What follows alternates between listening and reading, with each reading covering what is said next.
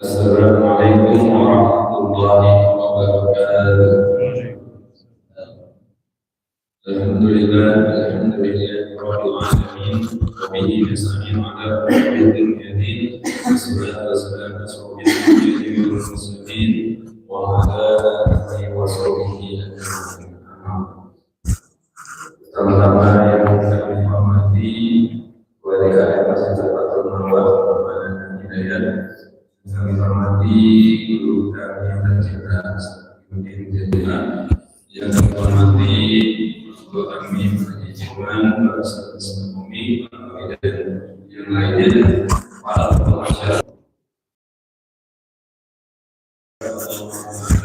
Allah memberikan kita berbagai macam nikmat, terutama nikmat iman, Islam, dan segala alhamdulillah di pagi hari ini kita masih diberi kesempatan untuk berkumpul bersama untuk mengkaji ilmu agama Islam untuk memperkuat tauhid kita kepada Allah Subhanahu wa taala. Sallallahu alaihi wasallam kita curahkan dari iman kita dengan kita Nabi Muhammad sallallahu alaihi wasallam beserta keluarganya dan sahabatnya dan kita semua sebagai umatnya mendapatkan syafaatnya di yaumil akhir nanti. Amin. Para hadirin jamaah sekalian, sebelum kita mulai kajian kita pada pagi hari ini, insyaallah akan disampaikan oleh para Ustaz Bu Iwan ST. Sebelumnya, mari bersama kita dengarkan sepatah dua kata yang akan disampaikan oleh Ketua DKM yaitu Bapak Hidayat. Ada informasi yang ingin disampaikan kepada beliau, Bapak dan tempat kami persilakan.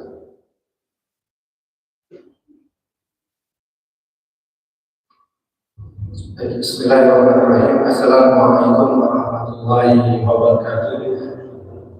Alhamdulillah, wassalatu wassalamu ala Rasulillah wa ala alihi wa sahbihi ajma'in. Amma ba'd. Alhamdulillah, bersyukur kepada Allah Subhanahu wa taala yang pada hari ini masih senantiasa memberikan iman Islam serta sehingga kita bisa bersama dulu di majelis ilmu bisa mengawal insyaallah setelah melaksanakan sebuah ibadah yang perlu kita selalu syukuri, yang betul-betul sangat kita harapkan dalam ajaran adalah sebagai penambah amal kebaikan kita.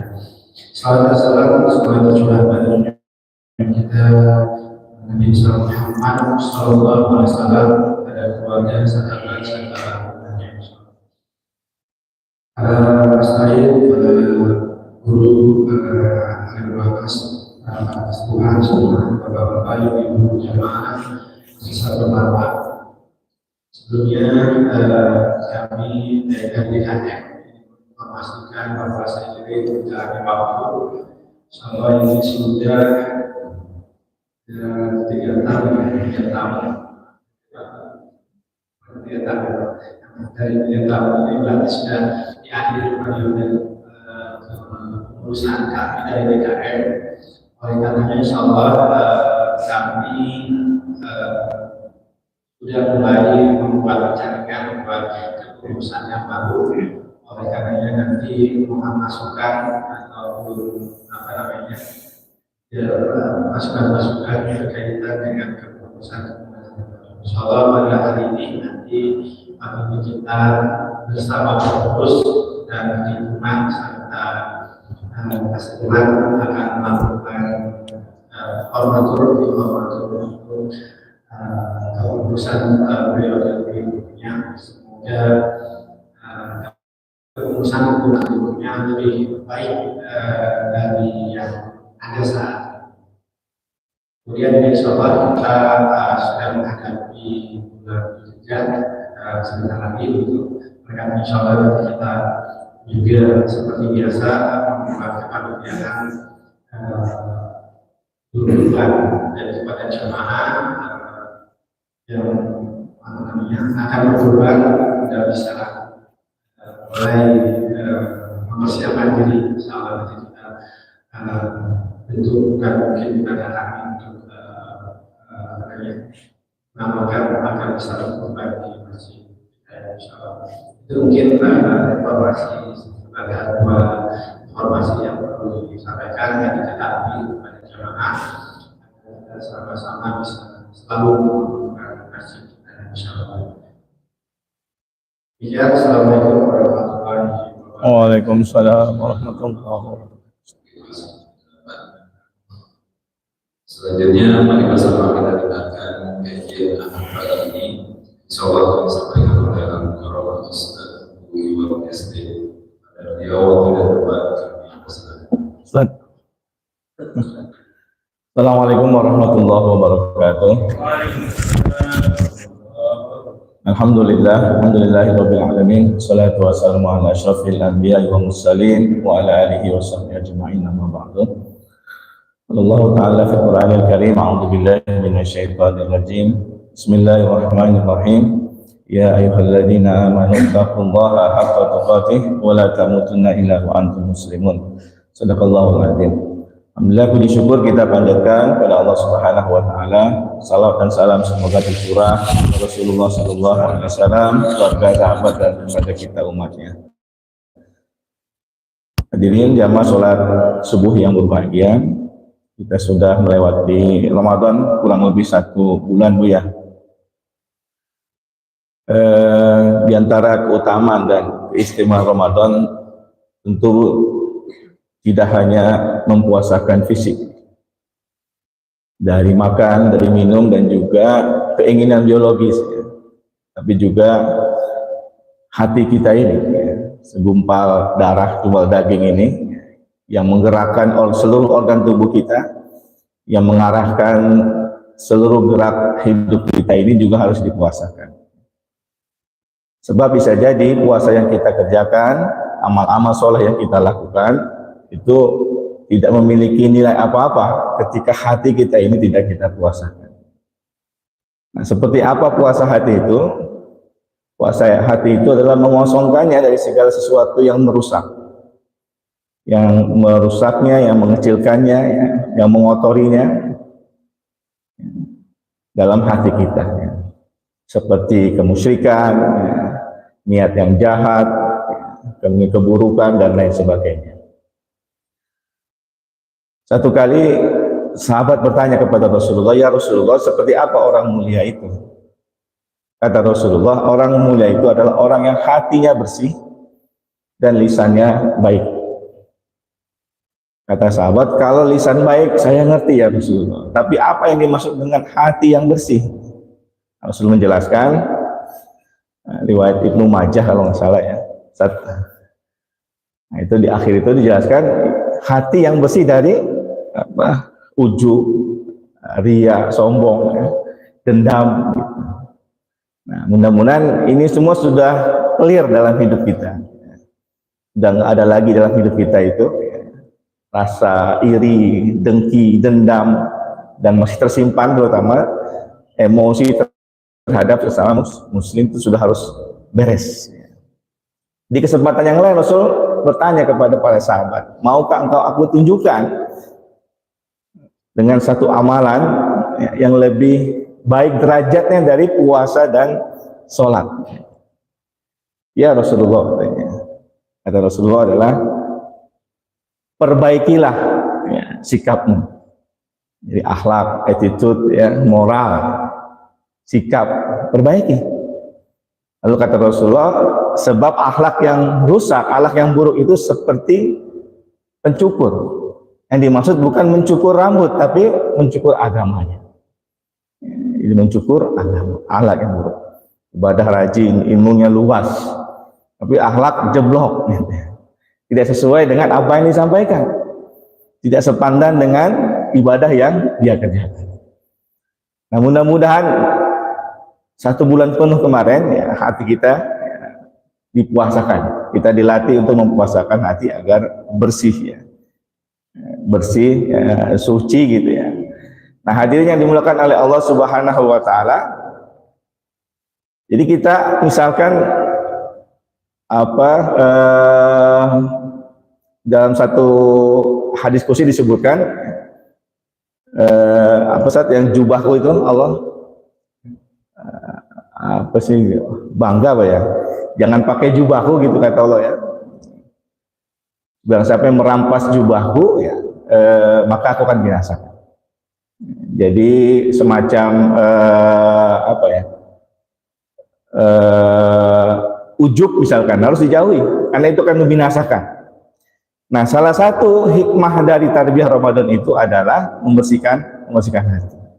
Dan diantaranya adalah bagaimana kita bisa mensyukuri nikmat sekecil apapun. Bayangkan hanya dengan secangkir teh manis, itu nikmatnya luar biasa ketika beduk azan berkumandang. Segitu doang nikmat dunia, ya. Seharga teh manis hangat. Nah, jamaah sekalian, ya, misalkan gini, yang namanya kepuasan hidup itu tidak ubahnya seperti kita meminum teh manis di terik matahari yang menyengat. Semakin kita minum, semakin kita regup, semakin dahagalah kita, semakin hauslah kita. Lalu tanpa disadari tiba-tiba perut kita ini hampir seluruhnya isinya air, yang membuat kita lemah, lunglai, tidak berdaya. Kan hampir tidak ada satu orang pun yang acuh tidak acuh terhadap apa yang namanya kepuasan. Ya. Bahkan nyaris setiap kita manusia itu menginginkan agar hidup kita ini tercukupi. Ya kan Bu ya? Kita pengen kan hidup kita ini tercukupi, bahkan berlebih kalau bisa. Ya, nggak sekedar tercukupi, berlebih. Karena kalau sudah begitu, yang terbayang dalam benak kita adalah kalau hidup tercukupi bahkan berlebih, kita senyum juga jadi gampang, mudah mengembang. Ya. Itu Bu ya, pikiran lepas, tenaga jadi kuat, stamina, atau hati kita menjadi tenang dan tentram. Itu yang ada dalam benak sebagian besar dari masyarakat. Nah, pertanyaannya adalah kan, apakah benar seperti itu? Kalau kita mau mendalami, ya, kemudian mengukur, ya, ternyata tidak sepenuhnya benar. Justru Bapak Ibu sekalian, banyak orang-orang besar itu, itu mengalami kegelisahan dalam hidupnya. Ketika mereka sudah berada pada puncak kejayaannya, mereka sudah berada di ketenarannya, kekayaannya, kepopulerannya. Jadi sudah populer, sudah kaya, justru banyak dari mereka ini mengalami kegelisahan dalam hidup. Kegelisahan, kekhawatiran dalam hidupnya. Kita bisa ambil contoh pelawak terkemuka dunia, yaitu Rowan Atkinson, atau kita kenal dengan nama siapa? Pelawak, Muhammad Ali pelawak. Muhammad Ali bukan pelawak. Muhammad Ali mah ini apa? Obat tinju ya. Mr. Bean. Kenal Mr. Bean? Masih kenal kan? Itu kan pernah mengalami depresi ketika film kelimanya Johnny English itu anjlok di pasaran. Di negerinya sendiri Inggris itu urutan kelima kalau nggak salah. Jadi pelawak populer, kaya, terkenal gitu ya. Itu depresi, stres. Johnny English. Bahkan dia harus memilih tinggal sementara di klinik depresi hanya untuk sekedar mengobati rasa kegelisahan dirinya, menutupi kegelisahan yang dialaminya. Gitu ya. Jadi tidak sepenuhnya benar bahwa kekayaan, popularitas, ketenaran, kemasyhuran itu bisa mendatangkan kebahagiaan lahir dan batin pada diri kita. Tidak ada jaminan. Justru sekali lagi, ketika orang sudah berada pada puncak prestasinya, dia akan mudah dihuyungkan, diombang-ambingkan oleh rasa kekhawatiran dirinya sendiri. Takut-takut jatuh lagi pada lubang kemiskinan. Takut-takut jatuh lagi pada lubang ketidaktenaran, ketidakpopulerannya. Gitu. Ini jangan silau mata melihat tanaman orang lain. Orang beli kulkas, orang beli mobil, kita goyang gitu ya. Belum tentu menjamin bahagia. Nah, Bapak Ibu sekalian, kalau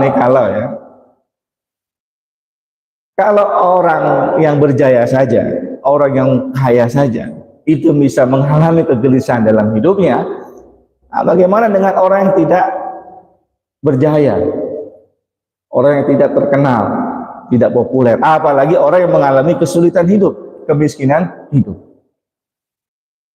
Ya. Tapi inilah potret lain dari sisi kehidupan manusia, yaitu sisi yang kita sebut sisi ketidakpuasan. Yang sisi ini selalu bersemayam, bercokol dalam benak setiap kita. Rasa ketidakpuasan itu selalu bercokol. Bayang-bayang obsesi ingin kaya, ingin sukses, ingin tenar, populer. Apalagi ini anak-anak kita di zaman media sosial. Yang dilihat kan indah-indah aja tuh, ya. Itu begitu merasuk jiwa setiap manusia. Obsesi kayak begitu tuh. Film semua anak SMP pada pegang HP, film semua di televisi, anak SMA bawa mobil, bawa motor. Yang nggak ada manyun aja gitu ya. Itu obsesi menggiring. Nah, jadi masyaallah muslimin rahimakumullah, ya, itu akhirnya membuat banyak orang menjadi buta dalam kehidupannya. Tidak lagi kemudian bisa membedakan mana yang benar, mana yang salah, mana yang baik, mana yang buruk, lalu melanggar batas pagar halal dan haram. Dilanggar aja begitu. Ya. Nah, ini sudah diwanti-wanti oleh Rasulullah Sallallahu Alaihi Wasallam. Ya. Beliau mengingatkan hati-hati terhadap kefakiran. Karena kefakiran itu bisa mendorong orang pada kekufuran. Hati-hati. Ya. Tapi ya ini kita semua ya, sifat dasar manusia itu yang Allah sebutkan dalam Quran itu berkeluh kesah. Itu udah jadi sifat kita, keluh kesahnya. Panas, ngeluh. Panas dengan udara panas ya, ngeluh. Begitu dikasih hujan ngomong, ya hujan lagi. Ya hujan lagi. Tadi panas ngeluh, begitu hujan, ya hujan. Dan alhamdulillah baca doa gitu ya. Berkeluh kesah ya. Dan ini keluh kesah ini sifat kepada siapapun. Jangankan kepada yang susah hidupnya, yang miskin, yang orang kaya pun itu keluh kesah. Jadi Allah sudah ingatkan itu dalam surat Al-Ma'arij ayat 19 ya. Innal insana khuliqa halu'a. Ini manusia itu sifatnya keluh kesah.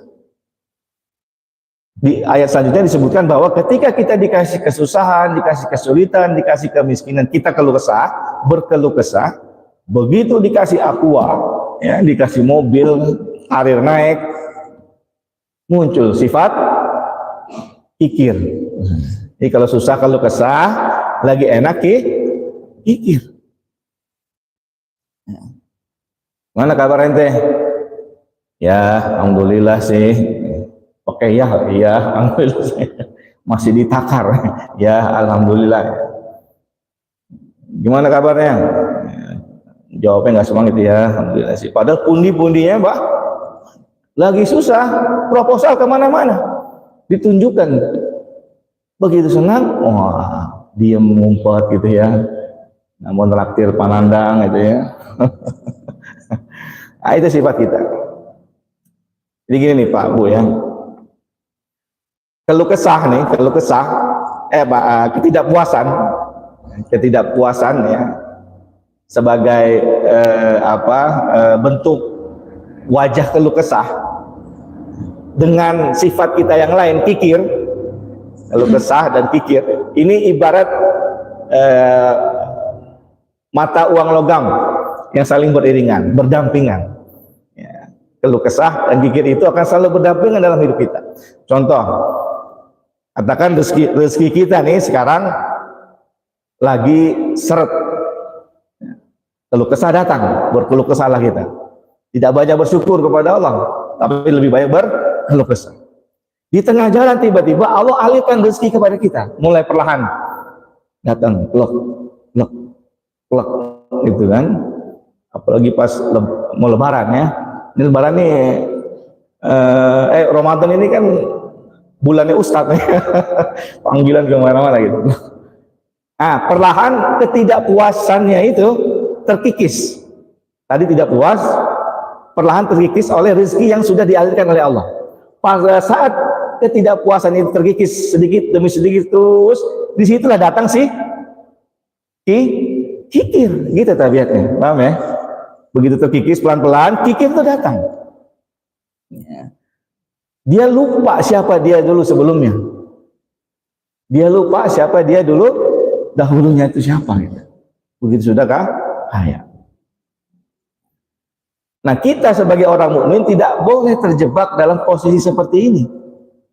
Ya, dalam dua posisi seperti ini. Mau kaya mau miskin nggak boleh terjebak dalam dua posisi seperti ini. Apa yang bisa menjaganya? Iman. Iman itulah akan memisahkan ketidakpuasan dalam diri kita dengan sifat kikir dalam diri kita. Ya. Iman itu yang akan memisahkannya. Bagi kita orang mukmin, ya, semua harta kekayaan itu nggak beda jauh dengan sepatu yang kita pakai. Sepatu itu kan hanya alat bantu. Ya. Kapan mau dipakai, kapan mau dilepas, terserah. Kalaupun sepatunya hilang, ada apa?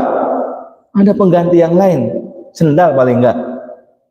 Enggak minta ke masjid kas ya, dibeli biar sepatunya hilang. Jadi sekedar alat bantu. Sehingga kemudian Bapak Ibu sekalian, tidaklah usah kemudian kita ngoyok mengejar ya, rasa kepuasan diri itu sampai kemudian kufur nikmat. La in syakartum la azidanakum wa la in kafartum inna adzabi lasyadid. Sehingga tidak bersyukur kepada Allah. Tapi juga jangan pernah kita diombang-ambingkan ya, oleh sifat kikir. Toh semua yang kita miliki sekarang tidak akan kita bawa pada akhir. Kita tinggalkan selama-lamanya. Ya, menjadi rezeki orang, paling tidak hak waris kita. Ya, kita meninggal, jatuh ke istri, ke anak. Nah, masyaallah muslimin rahimakumullah, ada satu kisah menarik ketika Rasulullah menikahkannya Fatimah dengan Ali bin Abi Thalib, Fatimah ya, menikahkan. Nah, Abu Bakar dipanggil, Umar dipanggil, Usamah dipanggil untuk membantu keperluannya. Itu dalam benak sahabat-sahabat pilihan ini, ya apa nih yang disiapin Rasul nih? Kira-kira apa yang Rasul persiapkan untuk anak terkasih, tercintanya Fatimah? Bayangannya udah yang mantap-mantap. Nah, begitu datang, ternyata yang dilihat hanya istilah itu gandum yang disamak, ya, kemudian mangkok, kayak gitu-gitu. Kaget sahabat. Abu Bakar itu kan sensitif orangnya ya. Maka dia secara karakter dekat dengan Rasulullah, sangat dekat dengan Rasulullah. Nangis, lihat begitu nangis. Dan bertanya kepada Rasulullah, inikah yang kau siapkan buat putrimu? Hanya ini ya Rasulullah. Kata Rasulullah, ini sudah cukup untuk urusan dunia. Itu kira-kira jawaban Rasulullah. Ini sudah cukup untuk dunia, itu sudah cukup begitu. Nggak lama, Fatimah keluar. Pakaiannya bagus kelihatan. Tapi begitu diamati ada 12 tambalan. Kemudian tidak ada satupun pernak-pernik mahal yang menempel. Ya, perhiasannya menempel dalam dirinya. Segitulah dunia. Palestina itu pengajaran kepada kita bahwa makan tidak harus 3 kali sehari. Bisa hidup sampai sekarang Gaza. Bukan nggak makan ya sehari ya. Palestina itu bisa mengajarkan bahwa bahagia itu tidak harus bergelimang harta. Coba lihat video-video anak-anak di sana. Itu main di puing-puing batu, happy semua. Jadi iman itu, Gaza itu luar biasa. Ustadz kita tadi sudah membacakan doa untuknya ya. Dan nanti saya mohon izin nih, mau demo ke Palestina ke Monas jam 6 ya, mensupport lagi. Hanya itu bisa kita lakukan selain doa dan dana ya. Jadi Palestina mengajarkan kepada kita ya, bahwa pakaian nggak harus baru lebaran dan seterusnya lah. Itulah hakikat bahagia. Nah, Ramadan mengajarkan itu. Kalau kita mempuasakan hati dengan baik ya, insya Allah kita akan dapatkan poin-poin itu. Satu lagi dalam kesempatan yang berbahagia kali ini, soal yang diajarkan Ramadan itu soal apa, kejujuran. Tadi nikmat yang saya contohkan, apa, harganya tidak semahal apa teh manis hangatnya. Ketika buka nikmat banget, segitu aja nikmat dunia. Maka Ramadan juga mengajarkan tentang arti kejujuran. Kita kemarin Ramadan bisa saja makan dulu di kamar, keluar seperti orang sedang puasa. Tapi kan tidak kita lakukan. Itu pendidikannya luar biasa itu Ramadan. Kita dilatih untuk berlaku jujur. Karena mencari kejujuran Bapak Ibu, ya, bahkan di era sekarang ini, seperti kita sedang memburu barang-barang langka. Memburu barang-barang langka, susah. Dulu zaman saya kecil, zaman saya kecil SD, kita lagi ujian nih, tiba-tiba kepala sekolah datang di Jakarta, itu ngasih bocoran ujian. Nggak tahu nih, Randang mengalami nggak nih? Supaya nama sekolahnya bagus. Jadi motif bohong itu akan setara dengan jumlah kebohongan itu sendiri. Ya. Dikasih soal ujian, benar nih saya. Makanya nih saya waktu SMP lumayan gede. Dapat bocoran, dilempar ini kan ada 4 baris dari depan, dilempar oper ke belakang. Atau di pasar ya, timbangan diberatkan supaya dagangannya laku. Auditor pajak yang menyuguhkan laporan keuangan mungkin tidak semestinya, karena mungkin habis diriswah, disogok oleh yang diperiksa. Sama para politikus juga begitu. Dia handal ya untuk mengelola kata-kata, sehingga bisa melakukan apa saja, yang baik dibilang benar, yang buruk dibilang benar, hanya untuk ambisi politik. Jadi langka. Tapi kita harus lakukan itu, karena kejujuran itu memiliki nilai yang sangat tinggi dalam agama kita. Nah, beberapa hal yang bisa kita lakukan ada 2 ya. Yang pertama ya, supaya kita jujur gitu ya. Pertama adalah menumbuhkan kepercayaan diri. Jadi bahasa kerennya itu jadilah diri sendiri. Bahasa Pak RT Bambang apa adanya. Jangan ada apanya gitu ya. Apa adanya. Anak sekarang ini kan anak generasi strawberry. Generasi strawberry itu dia kreatif memang. Anak-anak sekarang itu kreatif luar biasa. Tapi mudah goyang. Sedikit aja mereka kecewa. Sedikit saja hatinya terluka. Kayak lagu Betaria Sonata gitu ya. Gampang mutung, kecewa, patah hati. Zaman saya kecil Bu, dicubit, pelintir, ditarik gitu. Cubit, pelintir, tarik. Kalau mukul pakai buku yang tebal, pinggir itu, ya asal kita nggak pakai lapor-lapor, walaupun nggak boleh juga gitu. Tapi mental kita cukup kuat gitu. Anak-anak sekarang nggak kuat. Makanya diistilahkan dengan generasi strawberry. Indah tampilannya, kreatif, keren gitu ya. Tapi rapuh dalamnya. Nah, ma'asyiral muslimin rahimakumullah. Jadi tadi jadilah diri sendiri. Sehingga kita tidak perlu takut untuk tampil berbeda. Meskipun di lingkungan sekitar kita ini belum kondusif mendukung. Ya, lingkungan kita ini banyak maksiat, ya kita nggak perlu ikut-ikutan, tampil beda. Ke masjid kita mah. Gitu. Atau kita tidak perlu menjadi khawatir ya, untuk terus berlaku jujur dan amanah. Meskipun kita harus melawan arus komunitas, arus kebanyakan. Ya. arus ini ya yang paling besar. Secara ilmu sosial Pak, Bu, seseorang itu akan mudah dipengaruhi oleh orang lain yang dianggap tinggi darinya. Atau tadi besar banyak. Makanya ini dipakai dalam ilmu politik. Sebelum pencoblosan itu survei lembaga sudah melansir siapa yang menang. Maka orang yang tidak punya pendirian, orang yang lemah tidak mandiri, yang gampang ikut-ikutan, ya udah, ini aja lah. Jadi orang akan mudah terpengaruh oleh orang lain yang dianggap tinggi darinya. Sehingga tadi bagi orang yang pendiriannya lemah, tidak punya pendirian, bahkan tidak mandiri, itu akan mudah terbawa oleh arus lingkungannya, tidak punya sikap. Ya. Nah disitulah tadi tumbuhkan kepercayaan pada diri kita sendiri, kepercayaan kepada diri kita sendiri. Kita nggak perlu takut. Nah masyaallah, karena begini, orang yang berdusta, orang yang tidak jujur berbohong, itu sebenarnya mereka sendiri tidak menyukai kalau mereka dikibulin. Mereka tidak suka juga pada kedustaan, ketidakjujuran, ya kan? Nggak suka.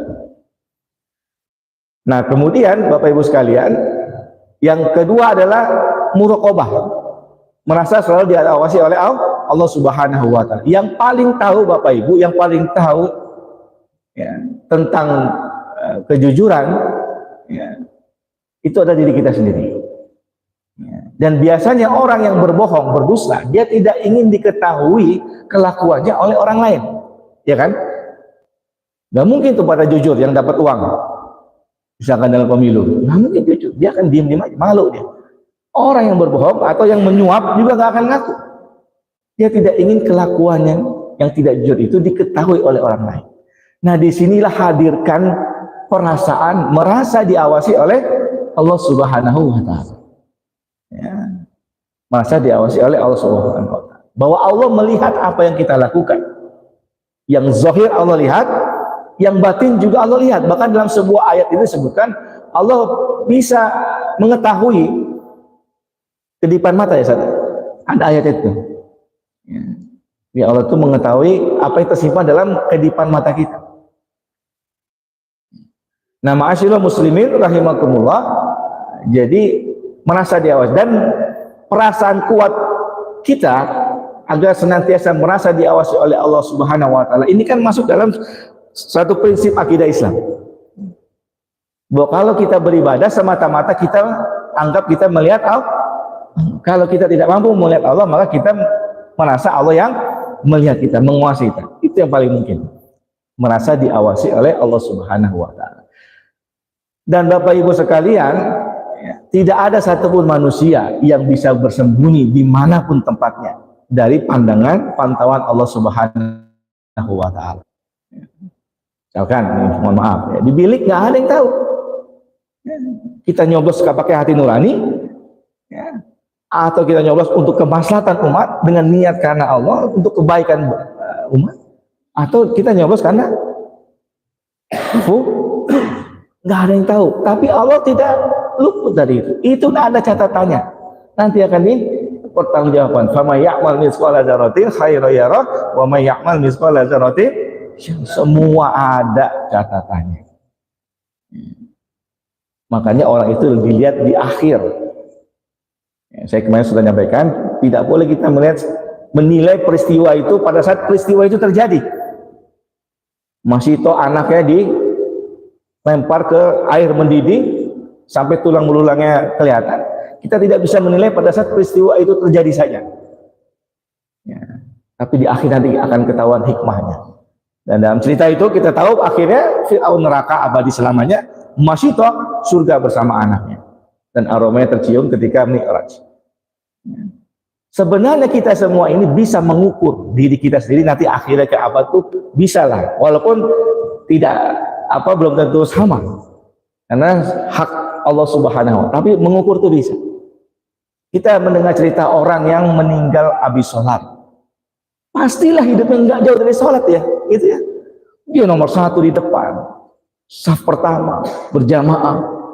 Yang meninggal akhirnya nggak jauh-jauh dari situ. Ada orang meninggal lagi baca Quran, plek, gitu ya. Karena hari-harinya hari-hari Quran. Gitu ya. Walaupun memang tidak ada jaminan. Ada orang yang maksiat surga di ujung. Tapi kalau kebiasaan kita nongkrong segala macam buang waktu, ya kira-kira nanti begitu juga di ujungnya. Transaksional gitu juga di ujungnya. Nah maka itu hadirin yang dimuliakan oleh Allah Subhanahu Wa Taala, muraqabah itu pun penting. Semua akan dimintai pertanggungjawaban oleh Allah Subhanahu Wa Taala. Dan terakhir Bapak Ibu sekalian, yang kalau orang sudah tidak jujur, tidak dusta, itu dia akan hilang kepercayaan. Hilang kepercayaan, itu yang mahal tuh. Kepercayaan orang kepadanya akan hilang. Dan ketika dia ingin memperbaiki dirinya, itu susah. Seperti cermin yang retak. Cermin retak itu kalau mau kita sambungkan tetap saja ada bekasnya, nggak ada goresannya, susah. Dan yang lebih parah adalah nanti di akhirat dia harus menanggung beban yang sangat berat. Karena dalam sebuah hadis saya kalau hadis ayat suka lemah saat perawi siapa itu suka lupa. Rasul mengatakan bahwa nanti di hari akhir itu ada orang yang nggak disapa oleh Allah, dia diajak bicara oleh Allah, dicuekin, ya, nggak enak cuekin istri aja. Ustadz udah, yang buyar tuh lagi ceramah, mau ceramah dicuekin istri, buyar tuh materi. 3, 1, orang tua yang berzina. Orang tua berzina. Ini namanya orang tua, berarti dia udah nikah gitu. 2 adalah orang miskin yang sombong. Miskin, sombong. Kaya boleh lah dikit-dikit, tapi nggak boleh juga kan. Yang terakhir, pemimpin yang berdusta. Pemimpin yang berbohong, itu nggak disapa. Jadi, kejujuran itu memiliki nilai yang sangat tinggi ya, dalam pandangan Islam, dan itulah kenapa Rasulullah mendapat gelar Al-Amin, yang terpercaya. Ma'asyiral muslimin rahimakumullah, kita sudah melewati Ramadan bersama-sama. Mudah-mudahan semangat Ramadan ini ya, akan terus kita pertahankan 11 bulan kemudian. Ramadan telah menjadi masa lalu. Dan segala sesuatu yang sudah terlewati, segala sesuatu yang sudah kita lalui, itu akan menjadi lembaran sejarah dalam diri kita yang tidak bisa dihapuskan. Masa lalu itu tidak bisa dihapus, dia hanya bisa dilupakan. Hanya bisa dilupakan. Kita kenal Pak Soeharto, ya, kita mungkin lupa, sudah mulai melupakan, atau kita bisa lupakan, nggak perlu diingat-ingat, misal. Tapi dia tidak bisa terhapus, karena sesuatu yang pernah ada tidak mungkin dianggap tidak ada. Nah, salah satu penghargaan Islam terhadap masa lalu adalah soal pewarisan. Soal pewarisan. Ya. Jadi masa lalu itu seperti anak tangga, kumpulan anak tangga yang harus terus disambungkan. Dunia ini pun hidup kita akan semakin hidup kalau di setiap zamannya ada generasi ini yang berperan di setiap zamannya. Kalau ada generasi yang berperan di setiap zamannya, ini akan menyambungkan masa lalu dengan sejarahnya hari ini. Ya, dengan sejarahnya hari ini.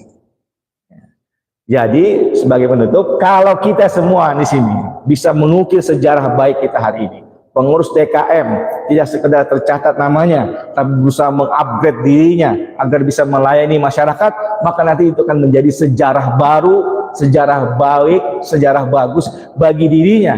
Yang sejarah baik dirinya ini satu saat akan menjadi masa lalu yang baik untuk generasi berikutnya, generasi yang akan datang. Itu penghargaan Islam terhadap masa lalu, pewarisan. Kita sudah lewati Ramadan 1 bulan, tinggal evaluasi agar masa lalu Ramadan kita bisa lebih baik. Demikian, mudah-mudahan Allah menerima segala amal ibadah puasa kita. Nggak ada salahnya saya mengucapkan taqabbalallahu minna wa minkum minal aidin wal faidin. Mohon maaf lahir batin. Assalamualaikum warahmatullahi wabarakatuh.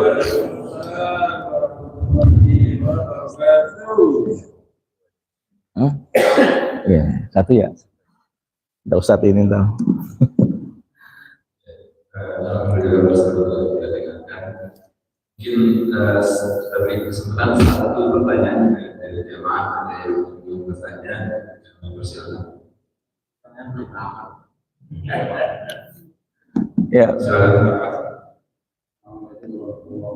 Waalaikumsalam.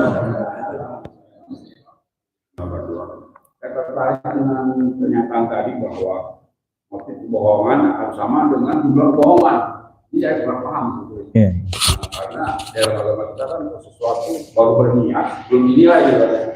Kecuali kalau niatnya niat yang baik dinilai. Walaupun baru niat baik tapi sudah dinilai tepat. Iya. Mohon maaf Pak Ustaz. Iya. Karena Bapak mau nasihat. Iya, sama. Ya, bagus, benar. Jadi kita diingatkan memang itulah indahnya Islam, itulah kasih sayangnya Allah. Jadi kalau baru berniat belum tersampaikan tidak dihitung. Ya. Tapi kalau niat sampaikan baru dihitung. Ini yang saya maksud itu ya, contoh sekolah tadi kan, motif dia supaya sekolahnya itu ya mendapatkan nilai di pemerintah yang bagus gitu. Itu nanti bisa sama walaupun tidak sama persis ya. Bisa sama dengan jumlah kebohongan itu sendiri gitu Pak maksudnya ya. Walaupun tadi secara amal, secara pahala mungkin belum tercatat ya. Paling tidak dia sudah ada niat ya untuk melakukan kebohongan walaupun belum dicatat di sisi Allah Subhanahu wa ta'ala. Demikian Pak ya, terima kasih. Assalamualaikum warahmatullahi wabarakatuh. Waalaikumsalam. Terima kasih Ustaz Abdul. Bersama kita dengarkan kajian tentang kita pada pagi hari ini. Mari bersama kita berdoa untuk Bismillahirrahmanirrahim. Subhanakallah bihamdik. Astaghfiruka wa atubu ilaik. Assalamualaikum warahmatullahi wabarakatuh. Waalaikumsalam warahmatullahi wabarakatuh. Sallallahu alaihi wasallam. Allahumma shalli wa sallim. Insyaallah. Ampura. Tadi